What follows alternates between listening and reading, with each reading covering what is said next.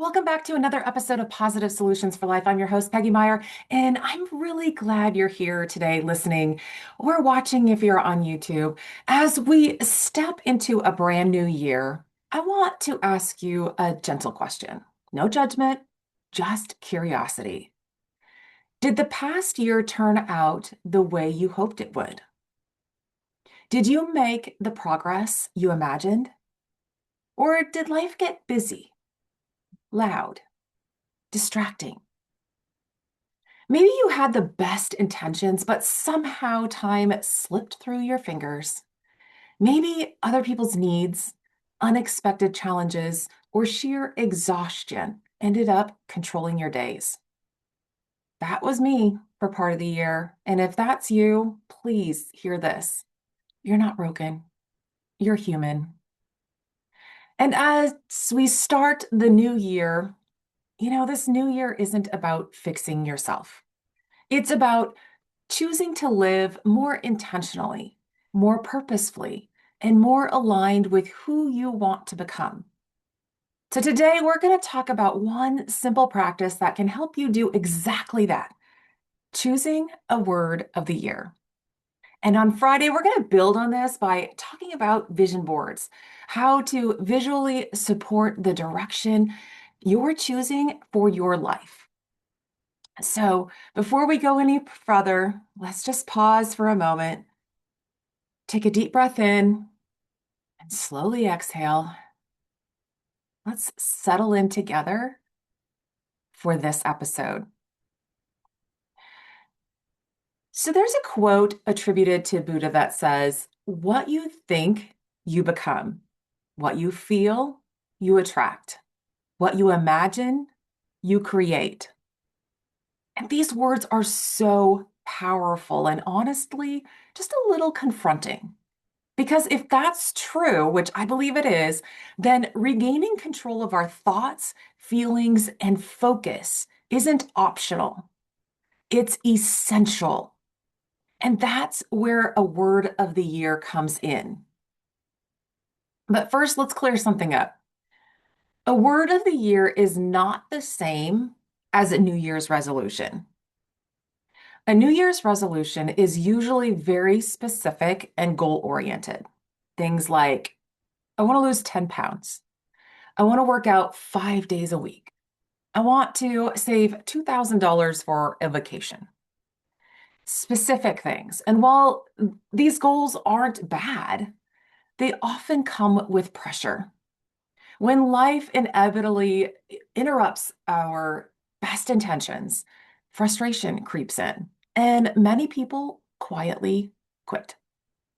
We've all heard it. People go to the gym for the first, few weeks in January, and then come February, like it's a ghost town.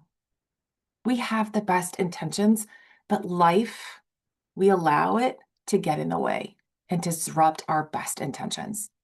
So, a word of the year, on the other hand, is about how you want to be, how you want to show up, or how you want to feel. Like the words excellence, surrender, fearless, courageous. These words don't just apply to one area of your life. Like sometimes New Year's resolutions, it's lose 10 pounds. It just focuses on health. Words of the year weaves into everything in your life, your relationships, your work, your health, how you talk to yourself, and how you show up when things get hard. A word of the year is flexible and it grows with you and it meets you right where you are. So, why is a word of the year so very powerful?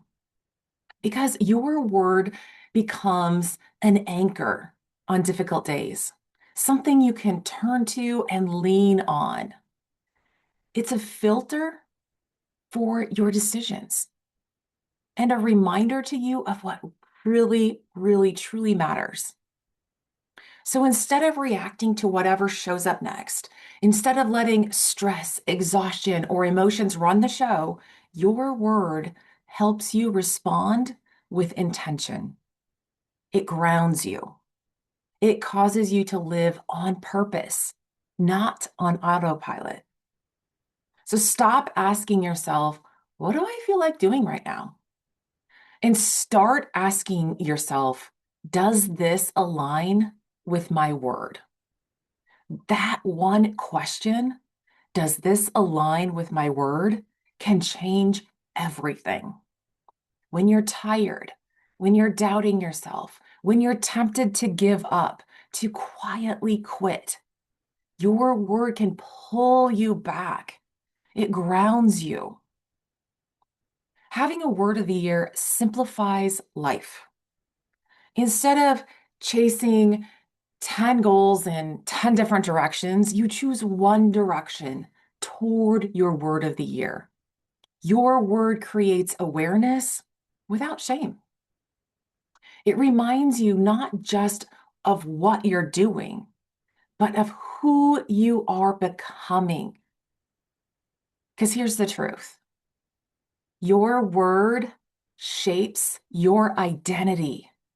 Yes, it shapes who you are at your core.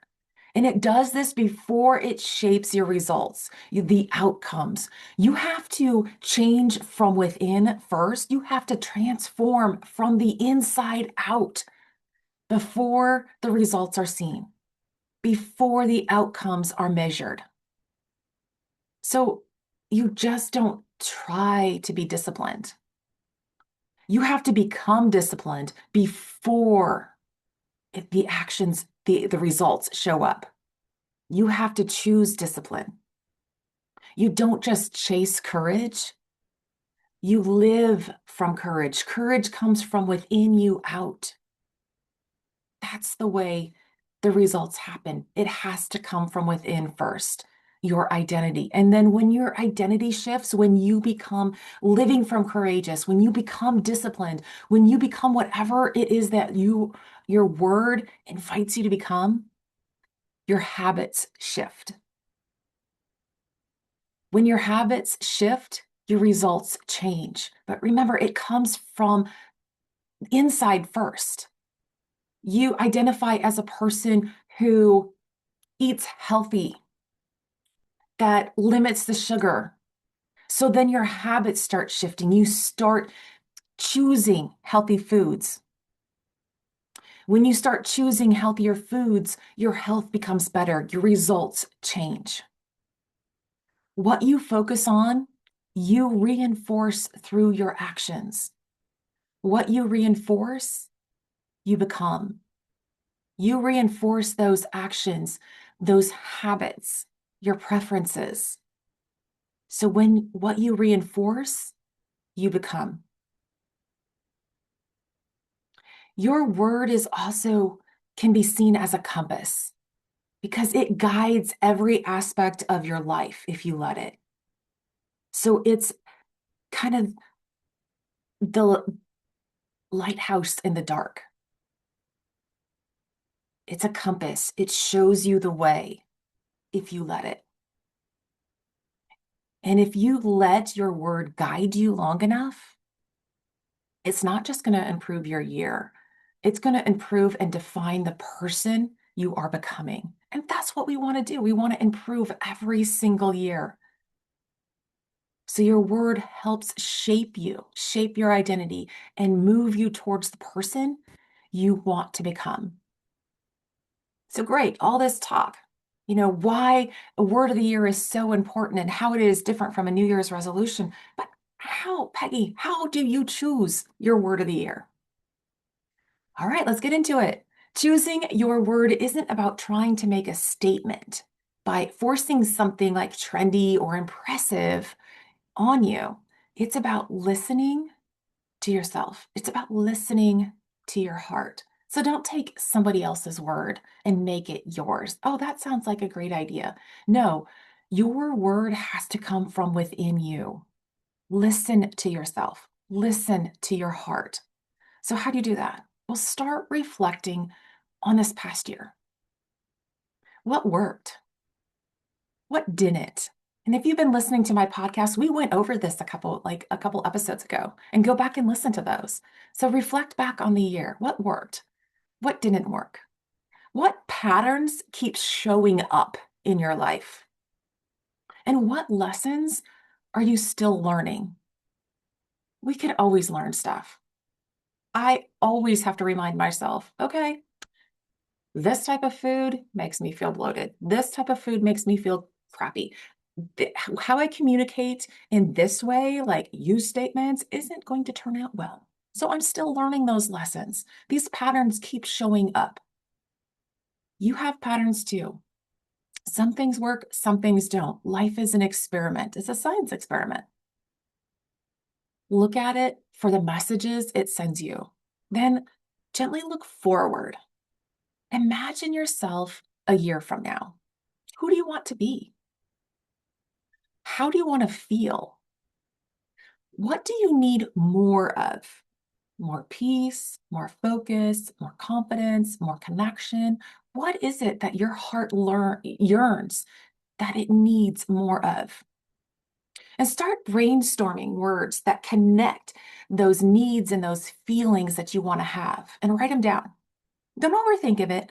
Just don't overthink. Just write down what flows through your heart, through your being. What do you need more of? Connect those words to those feelings and those needs that you want. And if you're still struggling, try some of these prompts. Fill in the blank.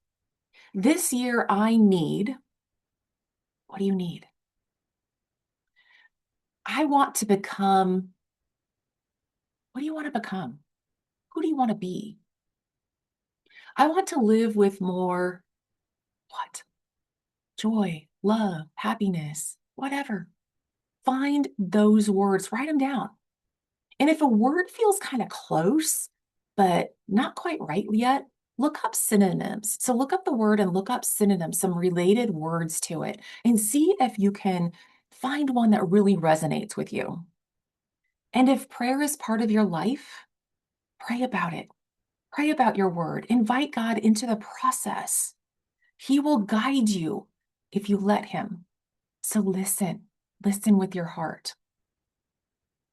And then once you kind of narrowed it down to a few words, take your top choices and sit with them. Look up the definition. What does the word mean? Look it up in scripture if that resonates with you. And make sure that your word doesn't carry a negative or heavy meaning for you. You don't want it to have this heavy tone. You want to make sure that it is positive, uplifting, because remember, what you focus on grows. And say it out loud. Does it energize you? Is it positive? Does it feel like it stretches you a little bit, but it's still possible? Trust your gut. Listen to your heart. Your word should feel like a gentle guide, not a rigid rule, like a do it or die kind of deal, all or nothing. Let it guide you. Let this word be your compass for the year. And once you choose your word, commit to it. Make it visible. Write it in your journal, put it on your mirror, make it your phone background. We're going to talk a little bit more about this. Actually, we're going to talk about this on Friday on the next episode about creating your vision, a vision board, which will include your word of the year. So let your word evolve as the year unfolds. Revisit it. It's okay. You don't have to have it for a rigid 365 days. If day 45, you're like, oh, this isn't working. Go back, find a synonym. Go back and look and find something that really resonates with you. Because don't give up on day 45 because it doesn't feel right. We alter it. We go back. We find one that does. Remember, your word of the year is not a slogan. It's not a resolution, but it's a grounding practice, a guide to guide you and focus on something for the year to make you a better person. And when things don't go the way you plan, don't blame yourself. Don't blame anyone else or any circumstances. Instead, ask, did I live my word here? Go back. It's taking responsibility for yourself and your actions, your thoughts. How did you get there? Did you live your word? So your word becomes this measuring tool for your thoughts, your actions, and your choices. And over time, it's going to shape you quietly, powerfully. It's going to shape your identity. It's going to mold you into who you say you want to become, moving you closer to living the life you want to live, that you're meant to live. So as we wrap up today, I want to leave you with this. You don't need to do more this year. You need to be more intentional. One word chosen with care can help you guide. It can help guide you there. So, yes, I have chosen a word of the year, and my word is intentional. For me, I look forward to being more intentional in every aspect of my life. My thoughts, my work, my health, my finances, my relationships, my spiritual life. I want it all to be intentional, to align it, to be intentional with who I am becoming, who I want to be. Intentional in the dictionary means done on purpose, deliberate. I want to be very deliberate and on purpose in every aspect of my life. In scripture, it means the same. Intentional living means living with purpose, focus, and deliberate action that's aligned with God's divine will and making the conscious decision to follow God's commandments. That is what I want for myself this year. This year, I choose to be intentional, living with purpose, taking deliberate actions that align with God's will and commandments. How about you? I encourage you to share your word of the year with me and with others. Just another way to anchor that in, to ground you, and to give and get support from others. So, in the next episode on Friday, we're going to take this a little deeper and we're going to talk about creating a vision board that supports your word and brings life to it visually. Until then, be gentle with yourself. Take some time to reflect, ponder, and listen to your heart in order to choose a word that will guide you over the upcoming year.